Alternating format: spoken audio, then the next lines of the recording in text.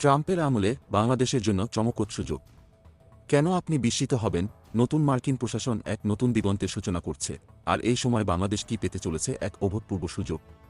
যুক্তরাষ্ট্রের president Donald Trump যখন বিদেশি সাহায্য কমানোর পথে হাঁটছেন, তখনই বাংলাদেশের মুকুটের মতো চমকপ্রদ একটি সুযোগ উদ্ভূত হয়েছে।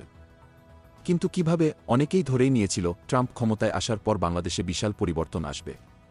কেউ কেউ বলেছিল শেখ হাসিনা আবার ফিরে আসবেন, আবার কেউ বলেছিল ডক্টর ইউনূস সমস্যায় পড়বেন। কিন্তু সেসব চিন্তা একেবারেই মিথ্যে। বাংলাদেশের পরিস্থিতি স্বাভাবিকভাবে চলতে থাকে।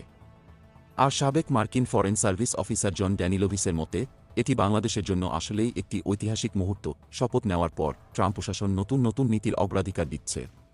তার প্রথম পদক্ষেপ ছিল মার্কিন সীমান্ত ও অভিবাসন সংকট মোকাবেলা। এরপরই শুরু হয় বাণিজ্য সমস্যা এবং জ্বালানি নিরাপত্তা মোকাবেলা। কিন্তু সবচেয়ে বড় চমক, জলবায়ু পরিবর্তনের মতো গুরুত্বপূর্ণ সমস্যা তিনি কম গুরুত্ব দিয়েছেন। তবে এসবের মধ্যে মার্কো রুবিও যখন স্টেট ডিপার্টমেন্টে আসলেন, তখন বুঝে নিতে পারেন যে আমেরিকার নীতিতে আসছে এক নতুন মোড়। এদিকে ডক্টর মুহাম্মদ ইউনূস যখন দাভোসে অংশগ্রহণ করেন, তখন তার উপস্থিতি বিশ্বজুড়ে বাংলাদেশকে তুলে ধরে। আর এই সময়ে কোয়াড পররাষ্ট্রমন্ত্রীরা যৌথ বিবৃতিতে জানান যে তারা ইন্দো প্যাসিফিক অঞ্চলের আইন ও গণতান্ত্রিক মূল্যবোধকে আরও শক্তিশালী করতে চান। এখন বাংলাদেশের জন্য বিশেষভাবে এই মুহূর্তটি গুরুত্বপূর্ণ হয়ে উঠেছে।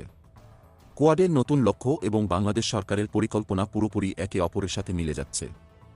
ট্রাম্প প্রশাসন যখন বাংলাদেশের দিকে নজর দিচ্ছে, তখন তা হতে পারে এক নতুন পথ চলার সূচনা। তবে কী হতে চলেছে ভবিষ্যতে? উত্তর আসছে শীঘ্রই। আগামী সপ্তাহগুলোতে দক্ষিণ এশিয়ায় ট্রাম্প প্রশাসনের নতুন নীতি এবং রাজনৈতিক নিয়োগপ্রাপ্তদের কার্যক্রম সম্পর্কে আরও জানতে পারব। সবশেষে বিশেষজ্ঞরা বলছেন বাংলাদেশের জন্য এই পরিস্থিতিতে ভয় পাওয়ার কিছু নেই। বরং মার্কিন যুক্তরাষ্ট্রের সাথে একটি শক্তিশালী অংশীদারিত্ব গড়ে তোলার মাধ্যমে বাংলাদেশ তার ভবিষ্যৎকে উজ্জ্বল করতে পারে। এক ঐতিহাসিক সুযোগ যা হারানোর নয়।